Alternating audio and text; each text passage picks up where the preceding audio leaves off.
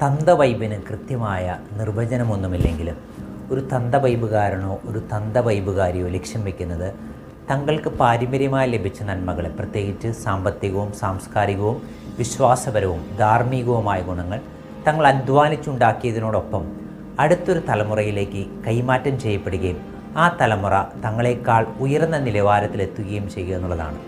ശാസ്ത്രീയമായി പരിശോധിച്ചാൽ ഈ ചിന്താഗതിയിൽ വലിയ തെറ്റൊന്നുമില്ല. എവല്യൂഷൻ പ്രിൻസിപ്പിൾ അഥവാ പരിണാമ സിദ്ധാന്തം അനുസരിച്ച് പ്രകൃതി നിലനിർത്തുന്നത് ഏറ്റവും നല്ലതിനെയാണ്. സർവൈവൽ ഓഫ് ദ ഫിറ്റസ്റ്റ് എന്നാണ് ഇതിനെ പറയുക.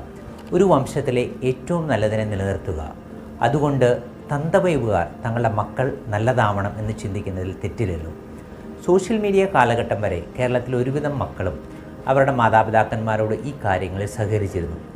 ഇപ്പോൾ ഭാഗികമായി പാശ്ചാത്യവൽക്കരിക്കപ്പെട്ട പുതുതലമുറ ഫ്രീഡം, ലിബേർട്ടി, ഇക്വാലിറ്റി എന്നിവയിൽ അടിസ്ഥാനപ്പെടുത്തി എൻ്റെ ശരീരം, എൻ്റെ അവകാശം, എൻ്റെ ഇഷ്ടം, എൻ്റെ സ്വാതന്ത്ര്യം എന്നിങ്ങനെ സ്വയം കൽപ്പിത തത്വശാസ്ത്രത്തിൽ അടിസ്ഥാനപ്പെടുത്തി ജീവിതം കെട്ടിപ്പടുക്കാൻ ശ്രമിച്ചുകൊണ്ടിരിക്കുകയാണ്.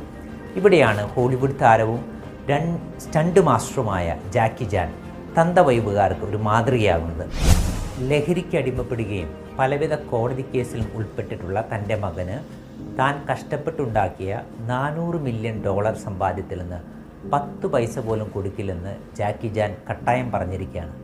അവന് കഴിവുണ്ടെങ്കിൽ അവൻ പണമുണ്ടാകട്ടെ, അല്ലാതെ ഞാനുണ്ടാക്കിയ പണം അവന് ദൂർത്തടിക്കാനുള്ളതല്ല.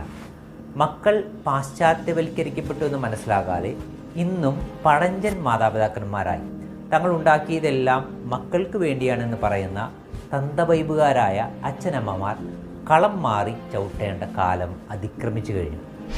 നിയമപരമായി മാതാപിതാക്കന്മാർ പ്രായപൂർത്തിയാകുന്നതുവരെ മാത്രം മക്കളെ സംരക്ഷിച്ചാൽ മതി. അതായത് ഇന്ത്യയിൽ ഏകദേശം 18 വയസ്സ് വരെ. അതിനുശേഷം മക്കൾക്ക് വേണ്ടി മാതാപിതാക്കൾ ചെയ്യുന്നതെല്ലാം മാതാപിതാക്കന്മാരുടെ ഔദാര്യമാണ്.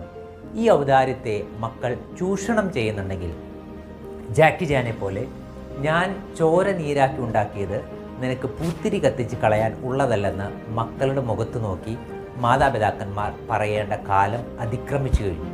അതുകൊണ്ട് തന്തവൈബുകാർ കൂടുതൽ ജാഗ്രതയോടെ പ്രവർത്തിക്കേണ്ട ഒരു കാലഘട്ടത്തിലാണ് നമ്മളിന്ന് ആയിരിക്കുക.